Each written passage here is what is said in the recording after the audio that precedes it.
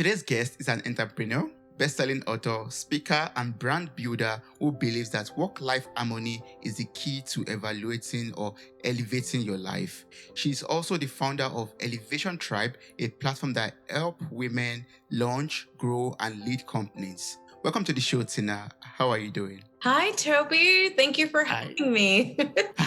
I'm so excited to be speaking with you. It has been months leading up to this moment. I'm thrilled too. I am absolutely thrilled to be chatting with you and talking about what I love. So this is great. Yes, it's so awesome. I'm so happy about this. I would just love you to, to share your story. I was reading through your website and I found out that you accidentally became an entrepreneur at the age of 16, and that it was the beginning of your story, basically. So would you like to share this story with us? Sure. So, when I was 15 years old, I thought my dream in life was to be a fashion editor. And I read an ad in the back of 17 magazine. There was a newspaper that was looking for writers, a newspaper for girls. I applied and got hired as a product review editor. And I didn't really know what that meant. Then I realized, I get to try products and tell people what I think. I would send those reviews back to companies I'd written about, and inevitably they'd ask me the same question every time. If I send you more stuff, will you tell me what you think? And, as a suburban teenager in mid 1990s with 5 younger siblings at home, it was probably the best thing that ever could happen that someone wanted to give me free product. A couple of years later, I realized that people were willing to pay me for my insights. And that started me down a path of market research. And the rest is really history. I spent almost 25 years running Buzz Marketing Group, my first company that was focused on market research, understanding millennials and emerging generations. And then I pivoted into content creation full time. And so now I run a company called Relevant Media, and we have a focus on inclusivity and creating content and what I like to call contextual commerce, which is really focused on storytelling through product and how I bring all the things I love from marketing into actually developing and co-creating product with and for retailers. And it's just been an exciting 3 years. And I love what I get to do. I currently have several book lines, middle grade fiction books sold in partnership at Target, and now expanding to other retailers and working on some other really awesome product right now. But as you said in the introduction, during my career, I realized that I was going through seasons of burnout quite frequently, and I was good at coming up with ideas and vetting them, but not so great at taking care of myself. And so, I'm really also focused on the elevation approach, which is, work-life harmony and helping other people create that. And so, I'm glad we're going to get to talk about that today. Yes. I would love us to even jump right into it, because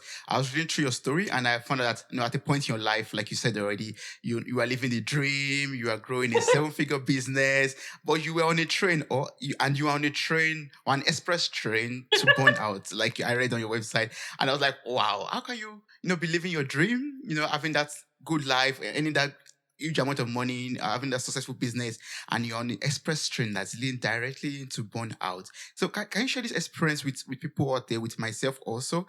And can you explain this, elevation approach and the working system that you are able to create in order to prevent burnout?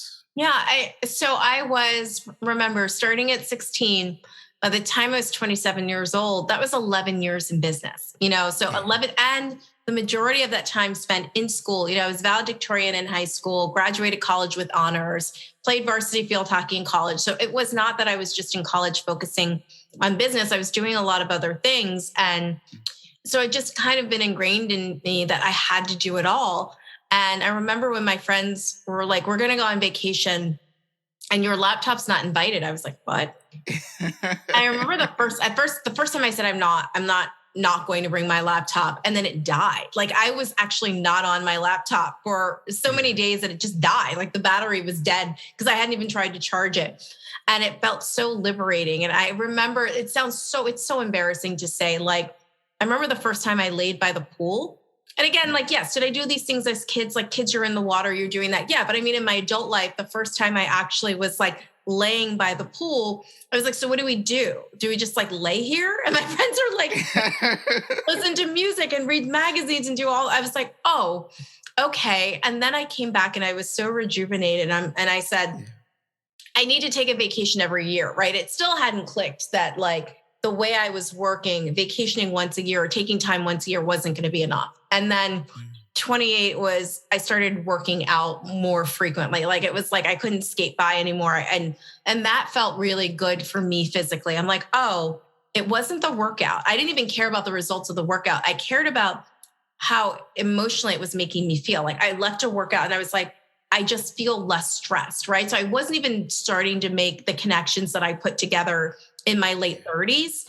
When I was in like full on, I need to change my life mode. But there are pieces of the story along the way. So I'd pick up tools. And I remember once I was like in Utah having body work done. And this really amazing, he was like beyond a massage therapist. He says to me, Tina, working out, like, you need to find, your body is so used to the working out now, you need to find another way to de-stress. So that he saw that that was my go-to for de-stressing. It wasn't even working. And now, living the elevation approach, which you asked, what is it? There are 4 phases: preparation, inspiration, recreation, and transformation.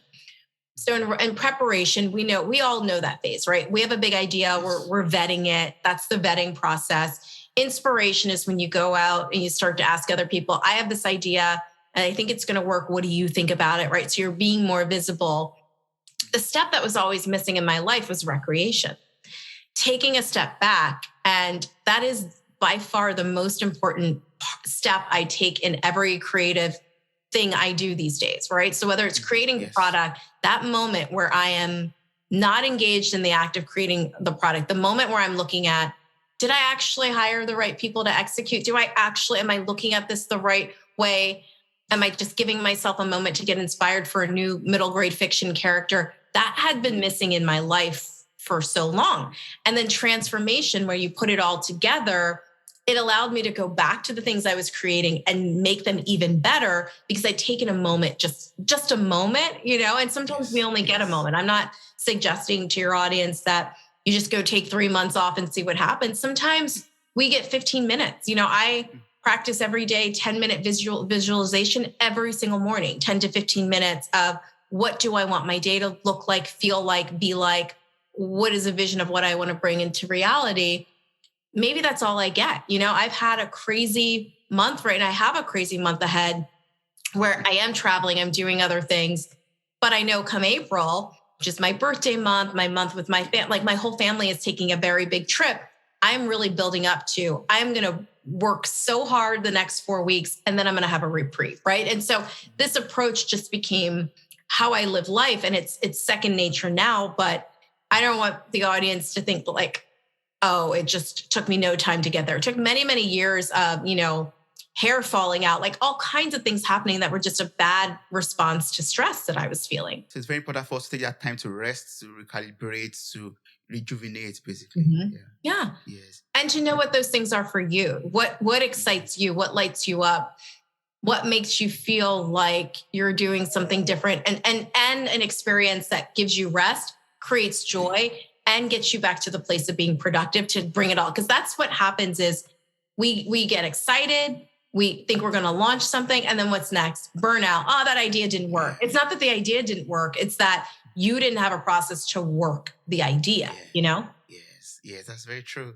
Yes, and that's why I'm so happy and so grateful that I'm speaking with you today, because you have a very vast experience basically of building business or building brands, and there are people out there, there are listeners out there who are looking forward to starting something like this, also like building their own brand and starting their own business.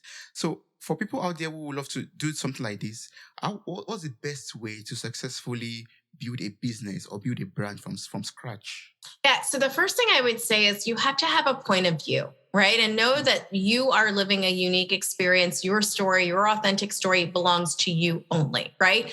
Other people might understand what I'm saying through the elevation approach. Many, many people might understand that. But what happened to me was my unique story and my unique perspective.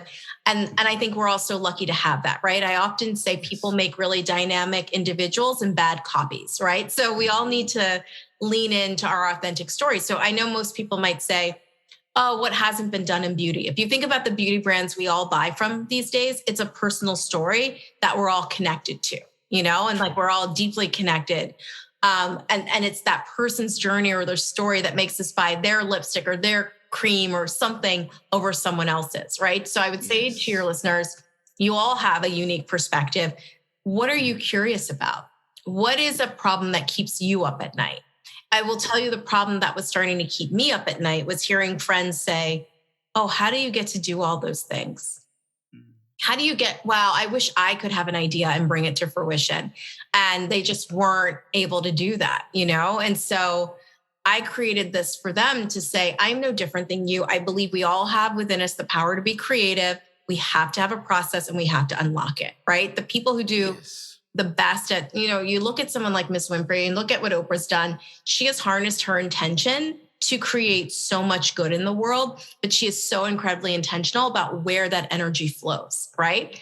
So Yes. that is like that process of who gets her time, attention, energy. She has nailed that, right? So she knows if I want to bring a Broadway show, whatever it is she wants to bring to fruition, it's going to happen. But it's through a process that keeps other stuff out that's going to waste your Yes. time, right? We all need to do That's that true. in our families. However, like what's worth our time, what's a waste of our time.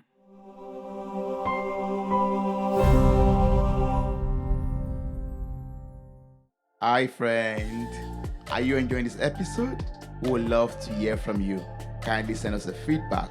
Are you following us on Spotify, Apple Podcasts, Google Podcasts, maybe on YouTube and other podcast platforms? Are you following us on Instagram, on Twitter, on Facebook? We would love to connect with you on all platforms. Links and further details are available in the show notes of this episode. Thank you.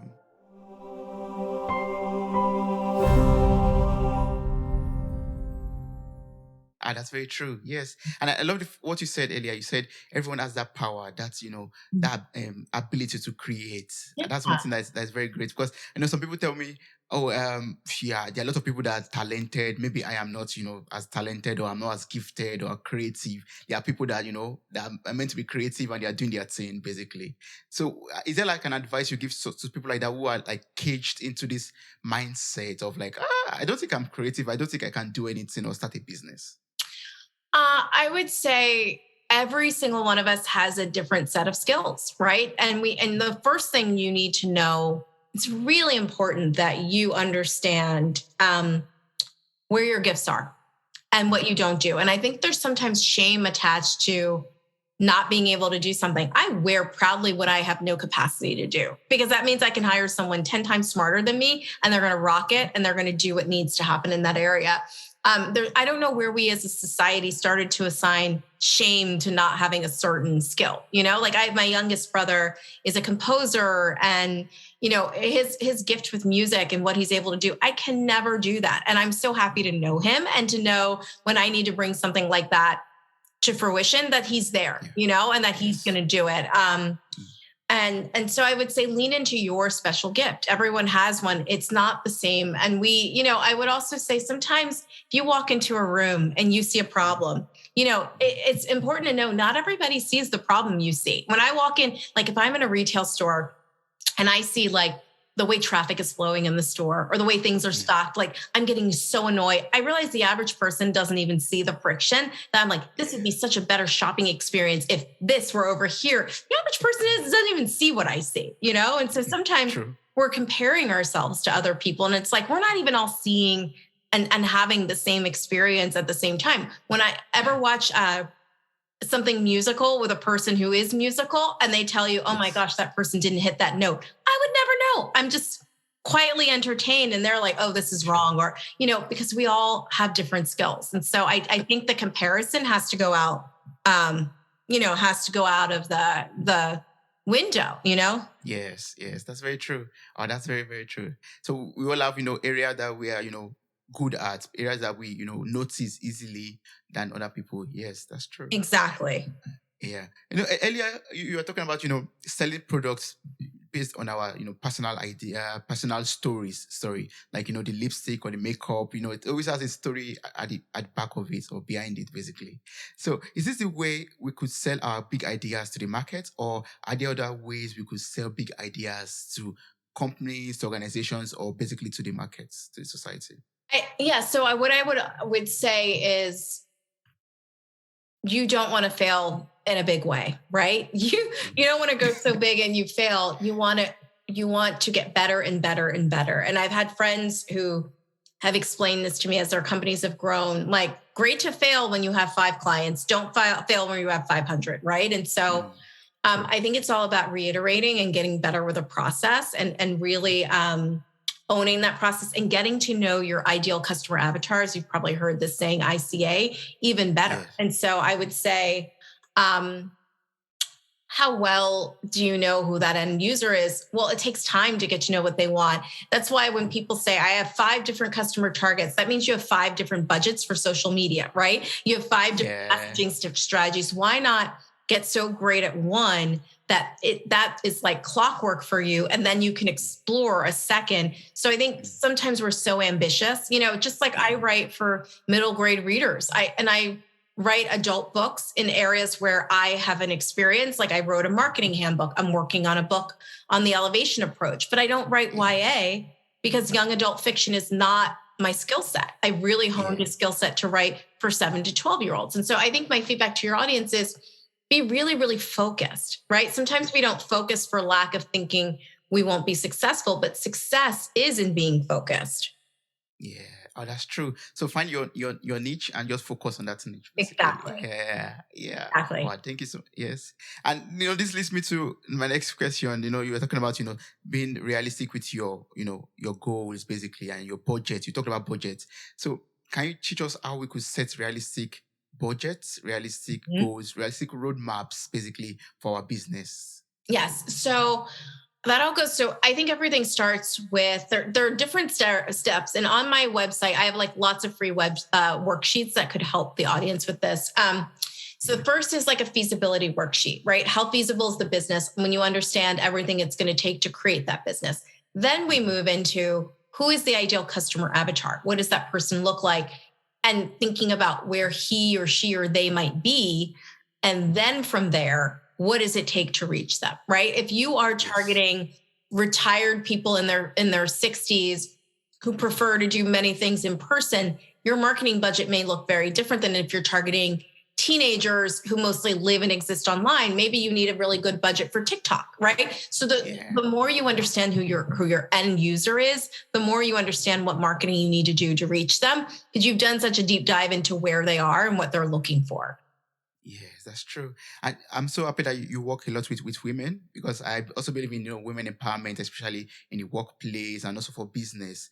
But there are a lot of women out there who are very scared. They have this fear of failing, and the fear of being disappointed, or the fear of just going insane, basically, for starting a business in a men-saturated world, or the crazy world out there of business. So how would you advise people to let go of this fear of failing, or the fear of disappointment, or just being let down, basically?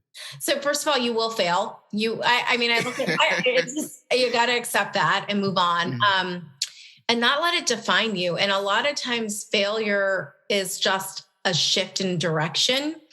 And sometimes I find, for me as a founder, I have such a strong sense of direction. If you told me not to do something, I probably might just do it anyway. And so I almost sometimes need to fail into the right end result, because I might not have stopped what I was doing.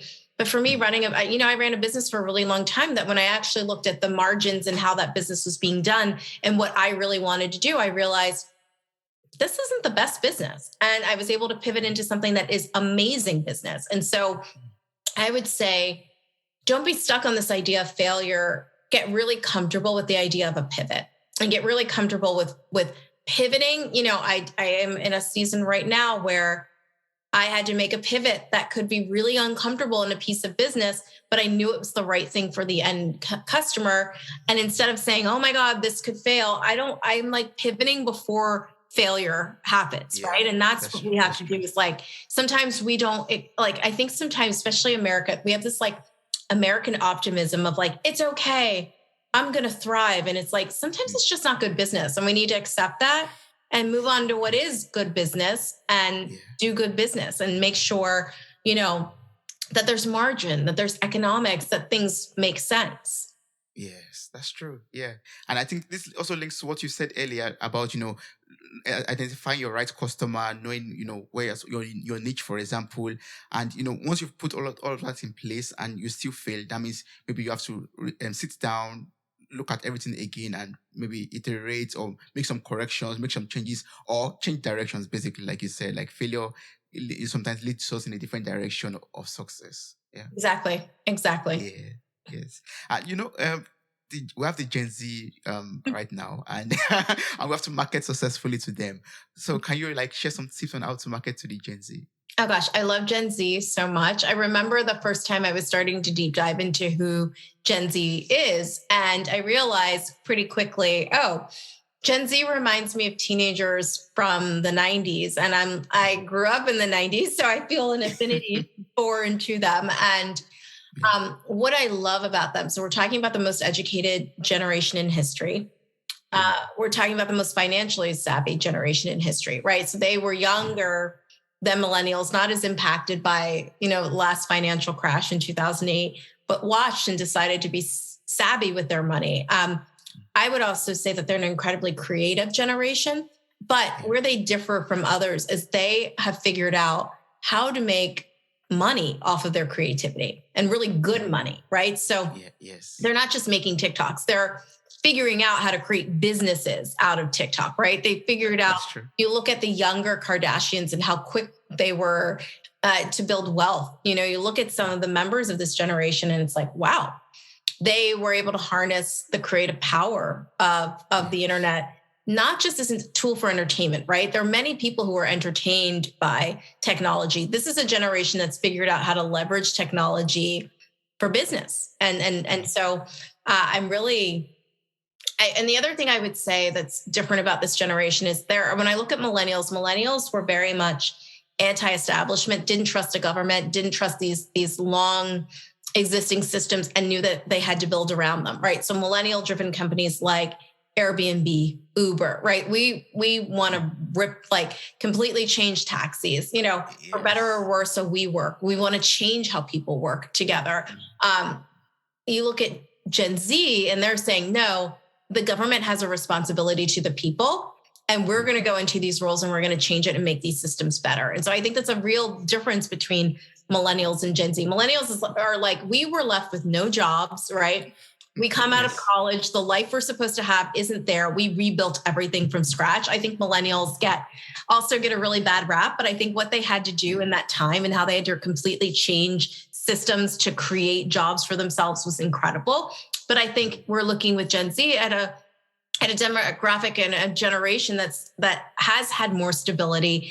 And based on that stability, they've created just incredible opportunity. And I really I can't wait till they're running this country, running the world. I think these are smart, passionate, understanding people who understand money. They understand all kinds of concepts that seem to be weighing down others. They understand gender fluidity, all of these things that are just it's just how it is, right? And they can navigate all of that. And, I'm just excited to see how they lead and who they become.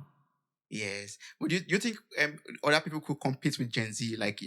It's like they've saturated the market already with content creation, and maybe the baby boomers wants to do something, or the millennials wants to do something also in this space. Is it possible to work along with them, compete with them in this market space, or is there even an opportunity for other age group or age brackets? I think there's always opportunity for collaboration. I think what is unique right now, especially in America, is we have for the first time in history 5 generations working together. So everything from everyone from silent generation to boomers to Gen X, millennials, Gen Z, you've got everybody, working together. And so it's complicated, right? There are different ways of dealing with each other and talking. And here we have them all together. Can anyone outmaneuver Gen Z? I think a younger generation is always going to be more adept at certain tools. I think look at the generation when TV came of age, and then look at the generation who had known TV their whole life, and look at the difference in the content they're creating. I think, for me, I'm 41, almost 42. I'm a Zennial, so I'm on the cusp of being a Gen X and millennial. That's when technology, I got my first cell phone at 21, my youngest brother at 13, right? So you see the difference of where things fit. And what's actually interesting is people my age were the ones in yoga class on their Blackberries, right? This was new. My brother's Yeah. like, they know how to put their phones aside, go have a dinner and do what they need to do. Because it wasn't, this became like, oh my gosh, I have this device with me at all times. All those things happened in my lifetime, you know? Yes. That's not the case for younger people. They're like, we've had social forever. Who cares? IG, whatever, you know? And so Yes. um, I think it's important to know with these different tools, you know, where do consumer groups fall and how long have they had these tools? Yes, well, especially in business also, when we are working with these different age groups, we have different mindsets, like you said, also like different background, different things that they were exposed to. And, it could be challenging sometimes, working together. So is there a way we could, find a common ground in the way Absolutely. we think? Yeah. And the way I we, absolutely, I think so, but I think that has to start with respect, right? And I think we have to respect. A lot of times, what I find, and we saw this a lot with millennials. I think there was such a massive generation that was creating such a huge shift, at least in America, really around the world, though, was a resistance to them, and then it was like a bad branding. Like millennials are entitled. I never know where that came from, and I said to someone once and it was, a person of age who could be the mother of a millennial. I said, well, if millennials are entitled, I said, do you have children? They said, yes. I said, so your entitled millennial is someone else's problem then. Right. And then you saw her face change. I said, so you can't brand a generation of people entitled when you've created. So that means you've created their entitlement. Right. So your child's just not working at your company. They're working at someone else's company being entitled. Makes you think again about that. Right. Where in reality, what was happening is the world was changing. And what for the first time, younger people were coming in more educated at the changes that were happening than older people within corporations. And I think that millennials just got caught in this bet. And so then when you say, well, everybody wants a trophy, everybody wants a promotion, let's look at it as if you're a millennial. You know how to fix a problem a centuries old company has. Shouldn't you be compensated for that? Right. So everybody's right. You've got to listen to what everybody's saying. You don't know how to use Twitter. Your company needs Twitter. I know how. Why should I make a starting kid salary just because I'm younger, right? I actually have the knowledge and expertise that's going to move the business forward. Why shouldn't I be paid for that? And I think that's a realistic request, That's true. That's very true. Yeah, that's very right. Yeah. So I'd love to make a very add switch to Elevation Tribe, because I would love us to really talk about that before we end this conversation. I'd love you to I'd love you to share a little bit more about this platform. I know it's for empowering women, it's for coaching women in business field, but can you share a little bit more about this and the services that you offer to women out there? So a few years ago, I'm a Henry Crump Fellow at the Aspen Institute, and I was working on my venture project, and I decided that I really wanted to focus on a platform to help women of color launch, grow, and lead companies. And this was the time where platforms like Create and Cultivate and Girl Boss were becoming really popular. And I felt and still feel that women of color have really unique nuances when it comes to launching, growing, and leading companies. And I wanted a place that talked about that and really helped with that. And so we were able to launch 2 very successful work journals, which included interviews with other women of color who had kind of done the thing many members of the tribe were trying to do, as a way to really kind of give that advice and help move forward. And so I love the elevation approach. I love the evolution of this brand and where it's going. There's so much more to come with elevation as a brand, and I'm super excited to share more. Lots in the works there. And early on in our conversation, I talked about working in a space that's all about contextual commerce and all about storytelling through product. And that is definitely coming to life with elevation. And so, it's just an exciting place and space to be in. And I learned a lot about women of color in the business world through creating that platform, how many businesses and companies we are starting. I think you hear so often the statistic that, less than 2% of venture funding is going to women, even smaller percentage, much smaller to women of color. But if you also think about on the small business side, women of color own and operate almost 1 in 2 small businesses owned by women. So there we make up almost 50% of, women in business. And so it's an exciting place to be. Small businesses are growing, they're emerging. It's good business. And so, I'm just really happy to be speaking to that audience and speaking to those women. Yes, that's so beautiful. And apart from, you having this Elevation Tribe. I will place the information in the show notes of this episode. You could read more about it on tinawells.com, where you have Absolutely. blogs Yes. there.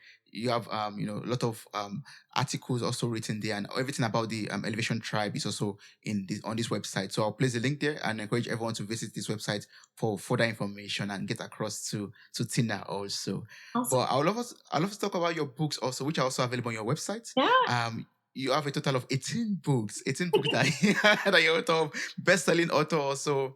And I would just love to know why you directed your attention to middle grade fiction. What inspired you to go into this niche? Yeah, so I feel like my view of the world and what was possible really came from reading books when I was younger. And I really just loved exciting adventures and, Babysitter's Club, Goosebumps, Fear Street. And a lot of times in those books, I didn't see people who looked like me. And so when I was given the opportunity to get into middle grade fiction, I realized that I thought it was so important for young people to see themselves in the characters and to see what was possible for them. So it really started from a place of, hey, I'm as someone who started as a teenage entrepreneur. I had to see that possibility somewhere, and it came through culture and through media. And I wanted to provide that to other people. And so it's been a lot of fun. It's creative. I love doing creative things. It's an audience I absolutely love. And so I have 4 series now. My 4th series will debut this fall. So I have been, Z Files and Mackenzie Blue. It's the same character who's just gotten older. So it's a spinoff. Yeah. But, Honest June's totally different, but really getting to create like diverse characters and diverse groups and speaking to that audience is just so much fun. And so I'm expanding, and I'm definitely moving into content that speaks to women my age, my life set, and a bit older. But I will always love what I get to do in the middle grade world for sure. Yes, they are so wonderful books, I would say. And once you visit tinawells.com, just go to my books section, then you see all the books. You see Honest June is there, the Z Files is there, and All That Glitters, book 1, book 2. Just awesome, wonderful books with wonderful and colorful illustration for everyone to read, basically. So I would encourage people to pick up the book, read it, and feel identified also in this book too. Yes. It's so beautiful. So I would love to ask, how are you able to balance and harmonize everything that you do? You are a founder of Relevant Media, founder of Elevation Tribe. You are an author. You have your business, everything that you do, and you also have your own personal life. Basically, how do you balance it all? How do you harmonize it all? Yeah. I think that's going back to where we started with the elevation approach, right? I feel like work-life harmony is so important, and I want to make sure that I have that. It doesn't mean that, the idea of balance doesn't exist. I don't think. I think we all know that, but I think harmony can exist where everything works together. And that's what's most important for me, is just building a life where every piece of it feels like it works together. And so if I need to go visit my parents, go take care of my niece or my sister, do any of that there's harmony and how that all works together, and nothing feels like it's working against another part of my life. And that is what I think the elevation approach is all about. It's about creating work-life harmony for you, and just building the life that you want. Yes. As a closing remark, I'd just love to know, what is the greatest advice you have ever had so far? Oh gosh, I guess I would say at this stage in my life, it's my mom's advice, who told me, my mom said that I can have anything I want in life, but she doesn't suggest I have everything at the same time. So I think that's probably been the best advice I've been given. Yeah, that's a wonderful and a great advice. Thank you so much, Tina. I appreciate everything that you're able to teach me.